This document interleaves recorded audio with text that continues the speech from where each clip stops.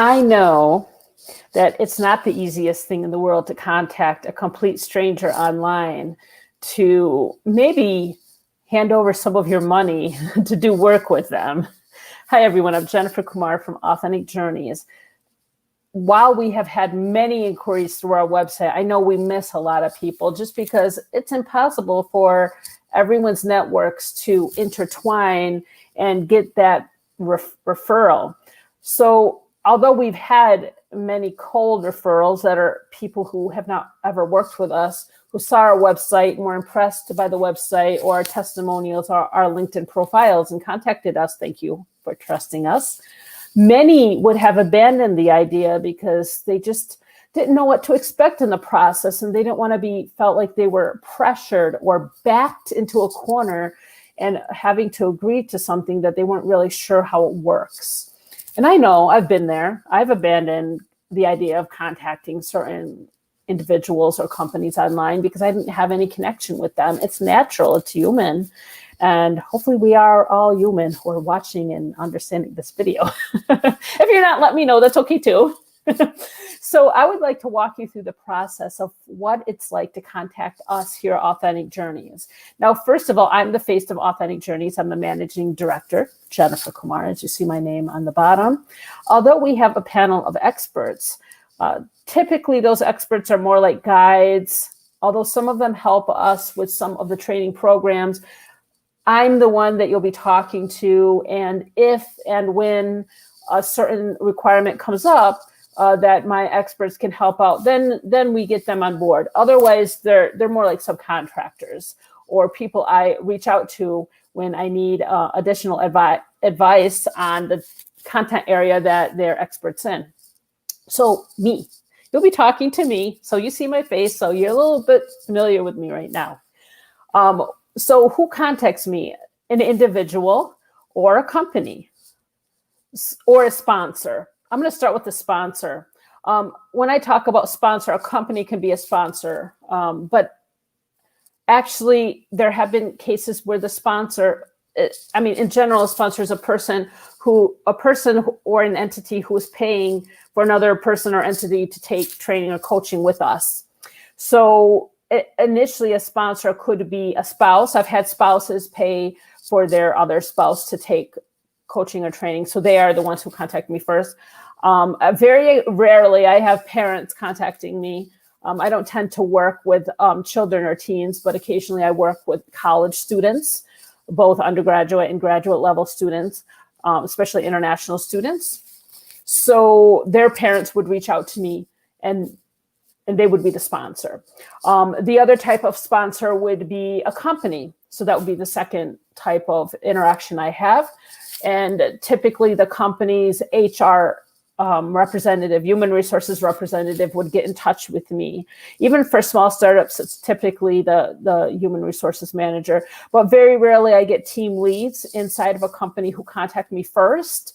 And then once they have a conversation with me, if they like how that goes, then they have the human resources or depending even on the size of the company, the contracting team get in touch with me to take things to the next step.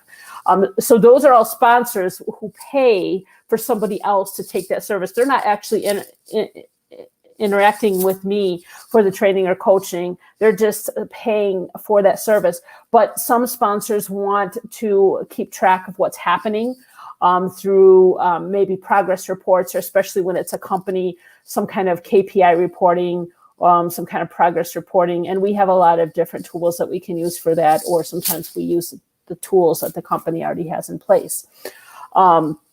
So that's the second kind. And the third kind is individuals. Probably you're the individual who's watching this. So individual means a person who's not paying through their company. They're paying out of their own bank account, personal bank account, to work with us.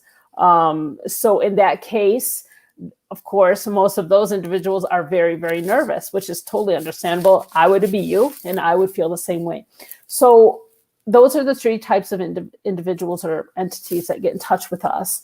And then once someone gets in touch with us, typically the first interaction is via email, typically. So email through an actual email account. Maybe they've come to our website and they filled out the contact form, or maybe through LinkedIn or some social media, Facebook, someone has sent us a message. And us, meaning me, I'm the one who responds to all those. So from that first interaction, usually in the email, I try to ask a couple questions like, what are the concerns that are encouraging you to get in touch with us right now? How did you find out about our website? What about our approach or our work would be beneficial to helping you at this point in time? There's like 3 or 4 questions I might ask in the email. Once we answer those, we would, of course, set a time to meet on a call. And of course, most of the individuals or companies I work with are all over the world, although I'm in Utah, a state in the US. So we try to schedule something online over time zones and of course over an online platform like Skype, Zoom, etc., whatever makes sense to both of us who are interacting together. So in that first call, which is usually 1 hour, that's completely free to you. You don't have to pay anything. There's no training or coaching in that call. Very rarely I might do a kind of a 5 or 10 minute demo, depending on the situation. But typically it's a conversation. So it's a conversation where I'm asking a lot of questions about your needs. So it's a coaching needs assessment or a training needs assessment, kind of trying to figure out what it is you're trying to achieve by spending your time and your money with us, because that's very important and we take it very seriously.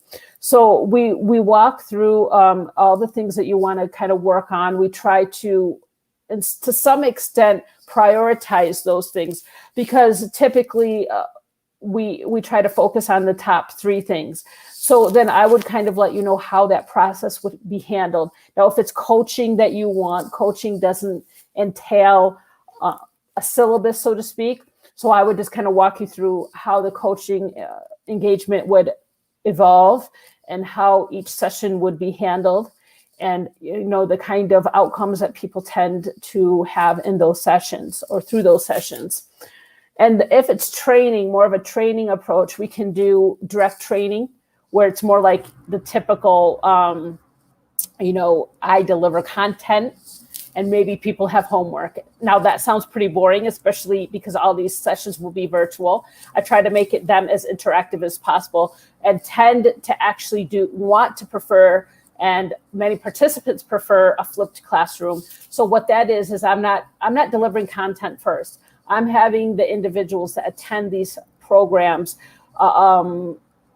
complete some pre-work in advance of the session, and they have to complete and hand that in to me before the actual session happens. So I'm tailoring the content that I'm delivering to only what they need, not everything that would happen in a training session. So it's very tailored to them, but it's aligned to the training needs assessment, because there will be a syllabus, there will be certain aspects of certain lessons that have to be covered to assure that we're getting the KPIs and the ROI is being covered and all that stuff like that. But the flipped class approach also has more of a team coaching approach, because when we do some of the activities, I have the team members, or even if it's individuals, I have them do kind of a self-assessment or a peer assessment based on what are the outcomes we're trying to achieve. And most people actually really prefer this method. They don't really like the typical virtual training method. So, and in fact, I do discuss this in more detail on the call. So there's those 2 approaches: the coaching, which is more kind of free form without necessarily a syllabus, but we identify, 3 goals that you want to really achieve, and you can sign up for minimum 5 hours of coaching all the way up to 20 hours of coaching. And coaching topics tend to range from anything from English fluency, conversational fluency, cross-cultural fluency, how to deliver a good presentation, how to do a demo. A lot of the individuals I work with are on software teams. How to make sure the demos that you're delivering to your clients, especially across cultures with US clients, are going to talk to them in the culturally appropriate way. How to organize effective meetings, how to chair effective meetings. So a whole bunch of different types of activities or outcomes, we could say, that could be part of this. And also a lot of these similar types of topics are in group training facilitated flipped classroom sessions as well, along with many other. We also do email writing, some business writing and things like that. So we really try to give like a whole package of leadership and communication in English as second language and cultural skills to help you and your team succeed. But at the same time, we want to really focus that we make sure we don't try to wear ourselves too thin and have way too many goals. Too many goals means we won't feel like we're achieving any one goal. So that's why we have to prioritize and find the top 3. And of course, we can, add in other points into the program as well. But when we're looking at tracking some of that progress through our progress tracking reports, we're really going to be looking at targeting, at least three topics or 3 areas. And a lot of people find this very helpful and useful. And we, if it's a team engagement, we do get the managers involved too. They might not be interacting and engaging in the actual training session, but we might have breakout one-on-one coaching sessions in between each training session, or between, like, say 3 or 4 training sessions as a follow-up or some kind of review with the managers to see, where is the gap still? Where do we have to fill in the gap? Are they fulfilling any KPIs? How are they fulfilling that? And sometimes the manager's interactions are individual with just me, and sometimes manager interactions have also the individual or groups being coached or trained as well, along with the manager. So it becomes like a kind of a 360 review in a way, update session. So this is kind of what happens in that first call.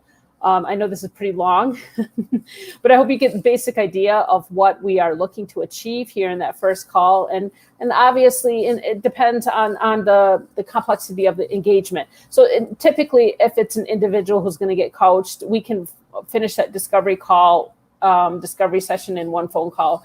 But for some of these more complex team trainings, sometimes we have to go back and forth. After the first discovery call, I create and write out the outline of the program, which is tend to be tailored toward what we discussed in that discovery call. And then it's sent to you by email, and you review it with your team, the managers and various other stakeholders. And then you might get back to me and let me know which parts need to be updated, edited, etc. We might have one more call to review some of the training needs assessment.